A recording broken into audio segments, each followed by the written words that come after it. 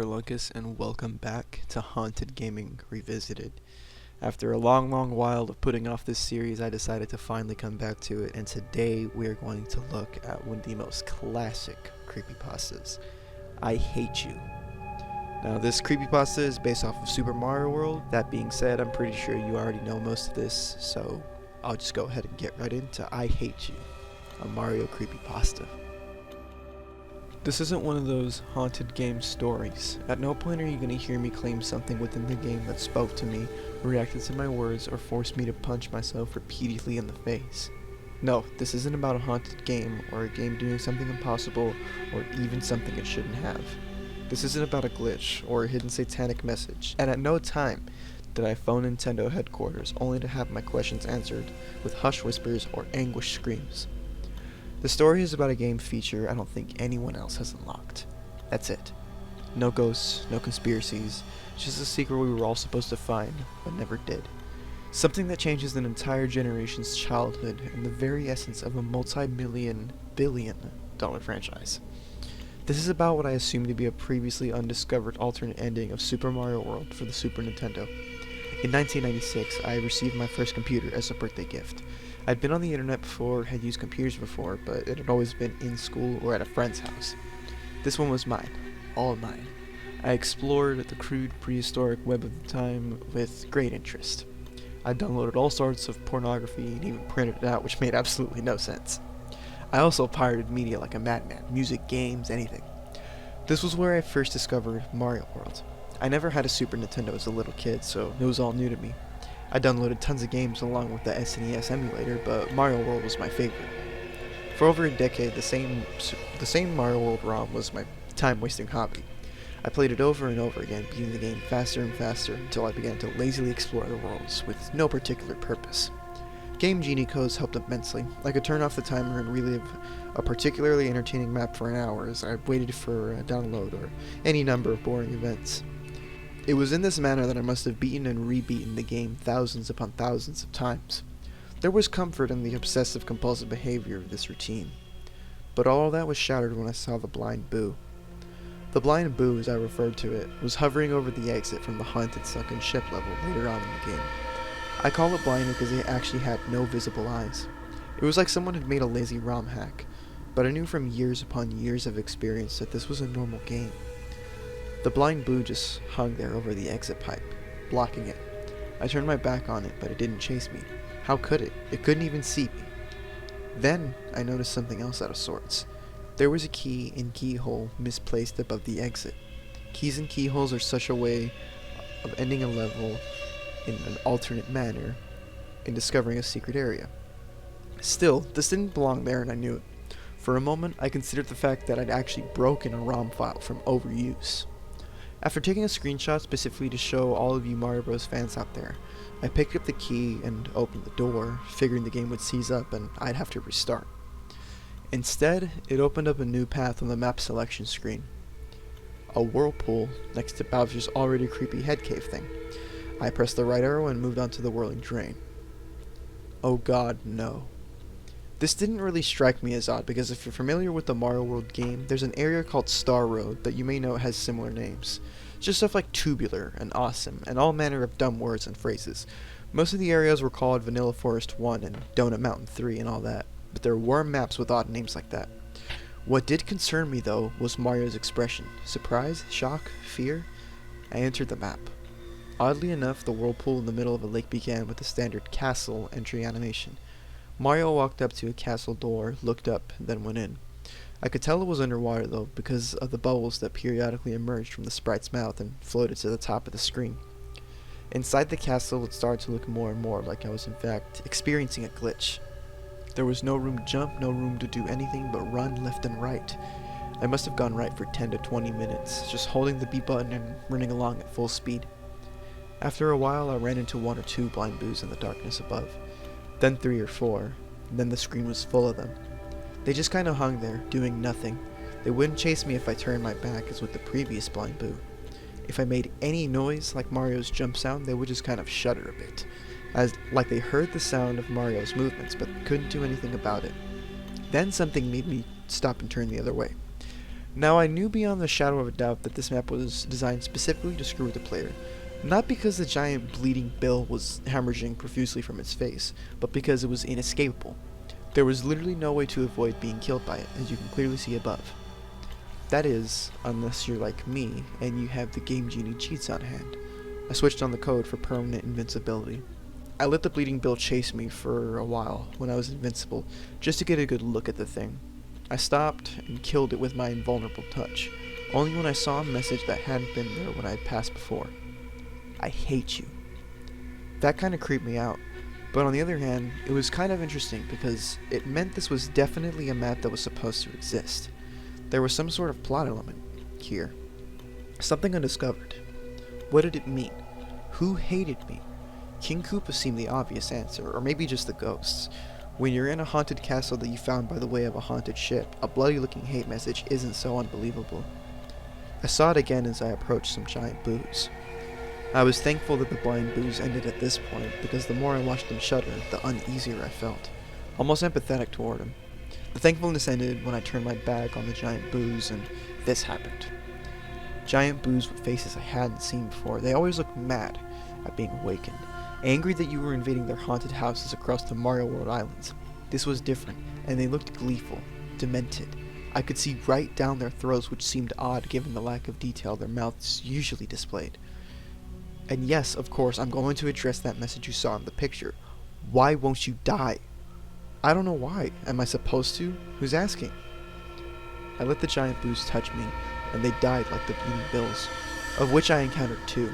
Despite any attempt to scare the player, I knew that being invincible meant invincible no matter what they threw at me. After a while of running down this strange claustrophobic corridor with no more eventful happenings, I came to a room with an exit pipe. Taking the pipe downward, I came out the other end and dropped into a room filled with water. The water made sense, this being a sunken castle beneath a whirlpool and all. I was rewarded for my troubles with a question mark block that released a mushroom for me. I could have easily done this with a cheat code, but the thought had escaped me as I faced all these new and strange sights. The first creatures I encountered in the underwater portion of the castle were thwomps.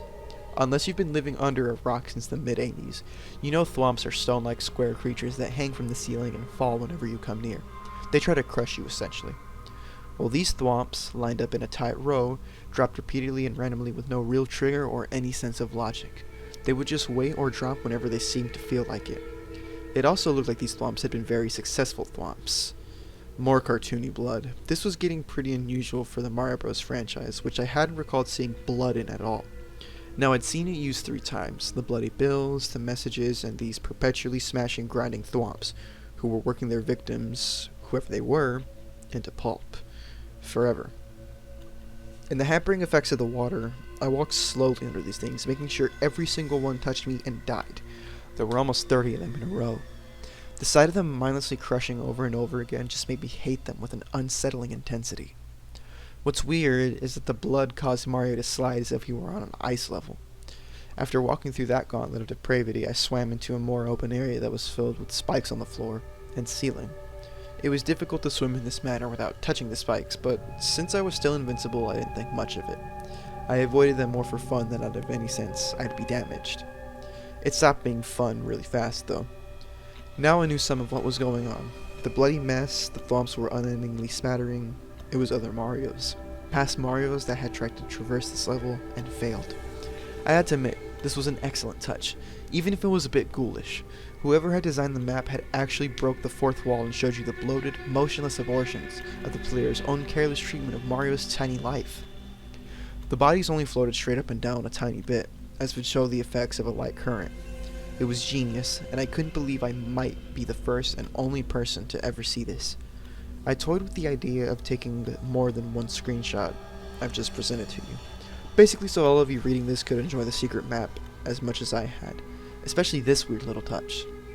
But without swimming, without kicking or moving in any way, the dead Marios started to come at me like torpedoes.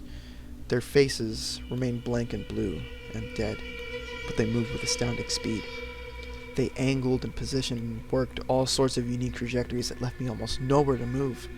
They continued coming at me and swarming and backing up to try again, and I just couldn't let them touch me. I moved with more speed and skill than I'd ever exerted, frantically trying to keep Mario free of the drowning victims that seemed dead set on rocketing straight into him. When I finally reached the purple exit pipe you see above, there had to be 10 of those things right behind me, pitching, turning, and chasing me. I entered the pipe as fast as I could, thankful that I worked properly and had Mario out of that situation in a heartbeat. The corridor that followed was empty, thankfully. It was just a blue underwater hallway of sorts, with nothing to avoid or kill. It was boring and predictable like the game had been all these years, which brought back a sense of safety. At the end of the hallway, I came to a standard pair of doors you'd enter to face a final boss.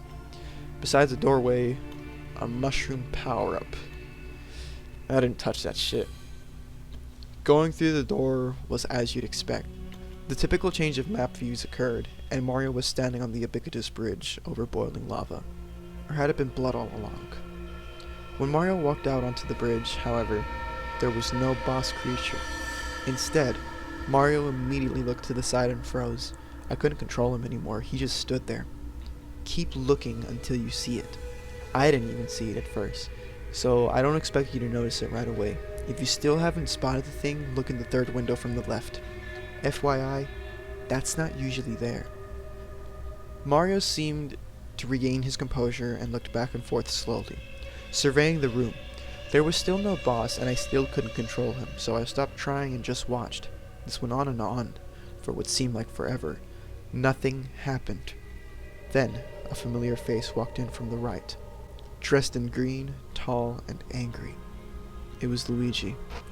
Mario recoiled in horror. It's difficult to say that without thinking how crazy it sounds, but Mario really reeled back with a sort of terror that was uncharacteristic for such a peppy, happy-go-lucky mascot like him. Then, Luigi spoke. You thought Koopa worked alone? It was all connecting now. The messages scrawled on the walls, I hate you, and why won't you die? Luigi. He's always been Mario's second banana. The player too. The one who doesn't get the princess in these early games. No matter how identical he is to Mario in skill set and ability, and tenaciousness and bravery, at the end of the day, the game is Super Mario Brothers, and he's just the brother. How he must have hated Mario. Who among us wouldn't? Think about it. No matter what happens, Mario always comes back. No matter how many corpses he leaves littering the battlefield, he's always there once more to leap and cheer and get all the adoration. And Koopa hadn't worked alone. I didn't know what that meant at first, if anything, but again, you just have to think it through. How exactly does King Koopa consistently succeed in kidnapping the princess? From day one, from the original Mario Bros. Onward, it had always been an inside job. Still unable to control the character, I watched Mario simply cower in fear as Luigi leapt high into the air. As high as he could in Mario 2, the bastard child of the franchise, if you will. He jumped on the pathetic, weeping Mario again and again and again. I was powerless to stop him. When he was done, he seemed to look at Mario's limp body with his overwhelming rage. And then the bridge started to disappear. Soon, Mario would be dead. As I looked on, I had an irrational thought. Would it be permanent? Within an instant, as Luigi turned to seemingly strike a victory pose like he'd beaten the level, Mario had awkwardly gotten to his feet and took him by surprise. Fear and sadness and confusion had given way to anger, and Mario overpowered his brother with little effort. To this day, I am still haunted by the final result of his wrathful reprisal. There was the map's title. None of this was a glitch, none of it was a mistake. It wasn't a developer getting back at Nintendo, and it wasn't a ghost haunting a Nintendo cart.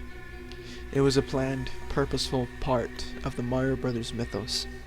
If you beat the same level X number of times, a secret part of the world opened, and you learned that from Mario Brothers through Mario Land, Luigi had secretly been working against you and was in fact facilitating the repeated abduction and abuse of the princess. But why? Money? Power? No, it was all there. Because he couldn't take not being the one in the spotlight, not being Mario himself. After Luigi died, well and truly died, Mario just sat on the edge of the bridge and wept.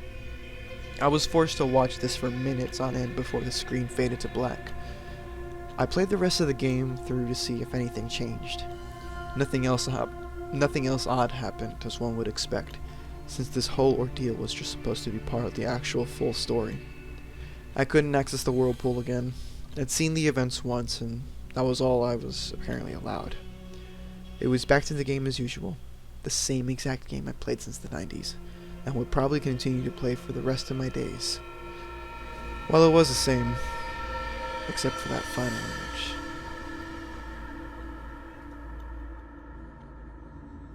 So, that was I Hate You, the Mario World creepypasta that got quite a bit of attention back in the day. It was very popular for its time and was written by a legitimate writer, might I add, Slime Beast. He's made several creepypasta stories, and this just so happened to be one of them, but the one interesting fact about this creepypasta, and I'm pretty sure none of you knew it either, is that, well, I mean, maybe some of you knew to an extent, but Slime Beast made it pretty clear that this creepypasta was actually supposed to be nothing more than a mere mockery of most of the other creepypastas that were popular at the time. Like, all the other creepypastas were doing the same things that were mentioned in the story, like blood and cliches and visuals and shit, and like a weird sub-story or like another plot or something like that. Just basically like looking a little bit deeper into the games more than other people would. And because of that, it just, the way it was written and the way the images were made, it fooled all of us into thinking that this was like a legitimate story when Slime Beast intended for this to be a joke. And honestly, even though it was attempted as a joke, it still makes for a pretty interesting creepypasta. Cause, you know, I mean, the whole idea of Luigi living in Mario's shadow is an idea that's been heavily poked at throughout the years, even more so now because of all that's happened, like with Nintendo games and stuff, how they treat Luigi and things like that. I mean, they've given him his flowers, I'll definitely say that, but, you know, for a time he was kind of just the understudy. That being said, though, the story itself was written perfectly, the images really added to the story, and it really pokes with that idea of, could this actually happen? For the time, it seemed extremely realistic and believable, but of course, if anybody was to dig into the game files of Super Mario World and discover this, we probably would have already heard about it years ago, and maybe Nintendo would have gotten some heat for it. We never know. But, anyways, that was I Hate You, a Mario World creepypasta. I feel like this is a pretty good creepypasta, but there's also another Mario World creepypasta that was, dare I say, even more popular, and a little bit better, honestly. And, yeah, we're going to be taking a look at that one soon, but I've got some other stories and videos in the works as well, so just keep an eye out for those, and I'll get to you eventually. Of course, you know, I always do.